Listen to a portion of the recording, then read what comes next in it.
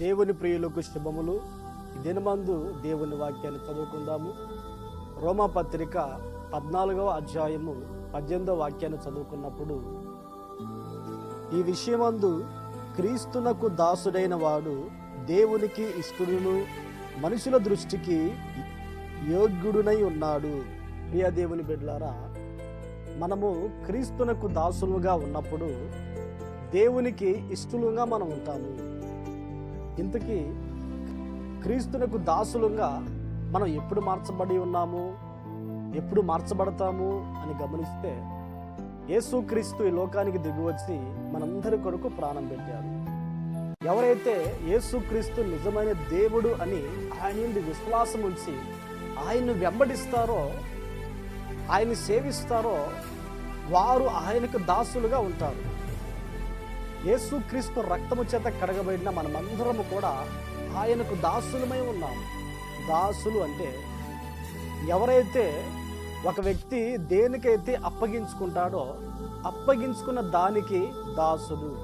ఈ దినాల్లో చూడండి, చాలామంది మద్యానికి దాసులైన వారు ఉన్నారు, సినిమాలకి దాసులైన వారు ఉన్నారు, పాపానికి దాసులైన వారు ఉన్నారు, చెడు అలవాట్లకు, లోక సంబంధమైన కార్యక్రమాలకి దాసులైన వారు అనేకులు ఉన్నారు.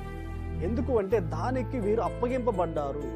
ఇప్పుడు మనమంతా కూడా యేసుక్రీస్తు మన కొరకు రక్తాన్ని కార్చి ప్రాణత్యాగం చేశాడని, పునరుద్ధానుడై తిరిగి లేచాడు అని, పరలోక రాజ్యం మనకు అనుగ్రహిస్తాడని ఒక విశ్వాసం మనకు ఉన్నది. అందుకని మనము ఆయనకు దాసులుగా మార్చబడ్డాము. మనము ఆయనకు దాసులమైనప్పుడు దేవునికి ఇష్టలుగా ఉంటాము. ఈ లోకములో బాప్తిసం పొందిన వారు కూడా చాలామంది మరలా లోకానికి దాసులైపోతున్నారు, పాపానికి దాసులైపోతున్నారు.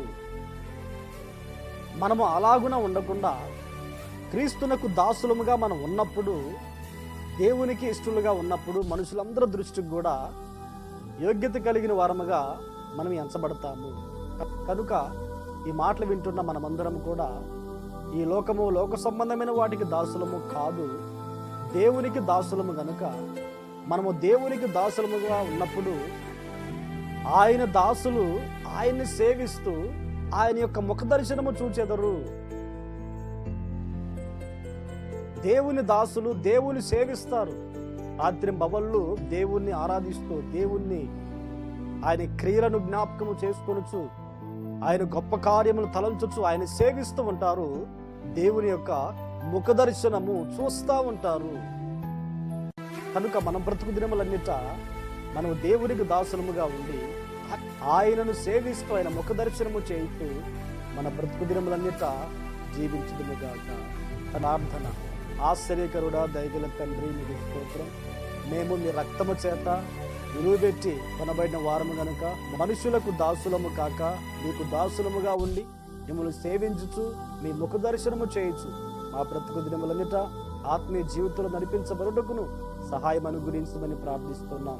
ఈ ప్రార్థనలు ఏకీభవించిన వారిని ఆశీర్వదించి మహిమను పొందమని యేసు నామములో ప్రార్థించి అడిగి పొంది ఉన్నాము తండ్రి. ఆమేన్, ఆమేన్. దేవుడు మిమ్మల్ని ఆశీర్వదించును గాక.